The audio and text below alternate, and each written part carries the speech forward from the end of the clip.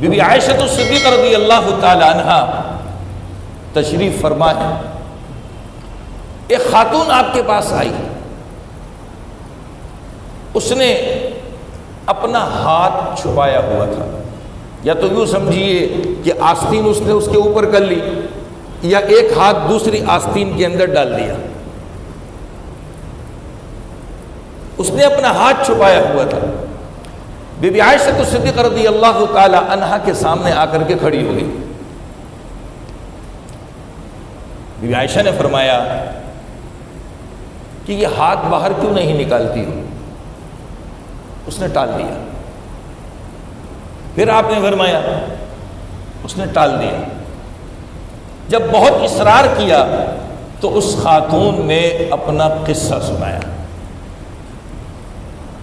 کہا میں جس گھر کے اندر پلی بڑی ہوں، میری ماں جو تھی اس کا حال یہ تھا کہ گھر کے اندر جو چربی وغیرہ ہوتی نا، چربی ہمارے یہاں کھانے کی تری جسے ہم پھینک دیتے ہیں، کہا جب کوئی سوال کرنے والا دروازہ بجاتا تو میری ماں یہ چربی اس کو دے دیتی تھی،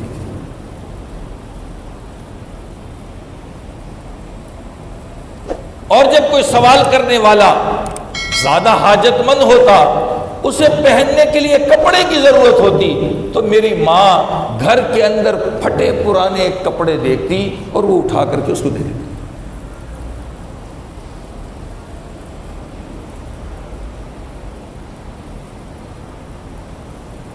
دوسری طرف میرا باپ تھا، میرا باپ کا حال یہ تھا کہ جہاں سائل نے سوال کیا وہاں میرے والد نے اس کے اوپر خرچ کیا۔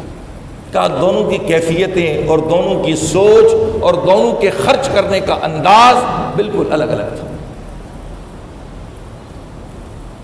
آج ہماری بھی سوچ اسی خاتون کی طرح ہوتی ہے، اور گزشتہ جمعے میں نے ایک بات بڑی اہمیت اور تاکید سے بیان کی تھی کہ جب کبھی خرچ کرنے کا موقع آتا ہے میرا دماغ کہاں جاتا ہے؟ بولی سب زکوٰۃ لگتی ہے اس کے اوپر۔ انا للہ و انا الیہ راجعون۔ ایک صاحب میرے پاس آئے، کہنے لگے کہ وہ مسجد کی تعمیر میں زکوٰۃ کا مال دینا چاہتا ہوں، دے دوں؟ میں نے کہا اللہ کی ذات اتنی گھٹیا ہے، اتنی گئی گزری ہے کہ اپنے مال کا کچرا اللہ کے گھر میں لگاؤ گے؟ زکوٰۃ کو تو حدیث میں مسلم کی روایت میں موجود ہے، مال کا میل کچیل کہا ہے، اللہ کے گھر کو مال میل کچیل دو گے؟ اتنی بھی شرم و حیا نہیں آتی؟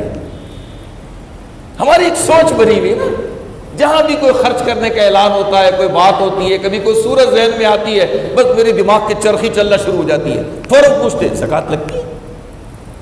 وہ پیسہ کیوں نہیں لگاتا جو تو اپنے بدن کے اوپر لگاتا ہے، اپنے گھر پہ لگاتا ہے، اپنے بچوں پہ لگاتا ہے؟ وہ کیوں نہیں لگاتا؟ تو اس خاتون نے کہا کہ میری ماں ایسی تھی اور میرا باپ ایسے تھا۔ کا دونوں کا انتقال ہو گیا ہے، دونوں کا انتقال ہو گیا ہے۔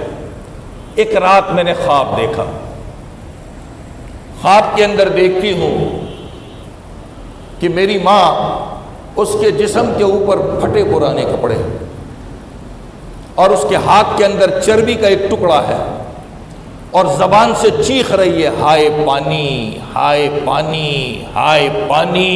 اس کو اتنی پیاس لگی ہے کہ وہ پانی کے لیے فریاد کر رہی ہے، جیسے دنیا میں دے رہی تھی۔ بیٹی نے مرنے کے بعد ماں کو سپنے میں، خواب میں ایسے ہی دیکھا،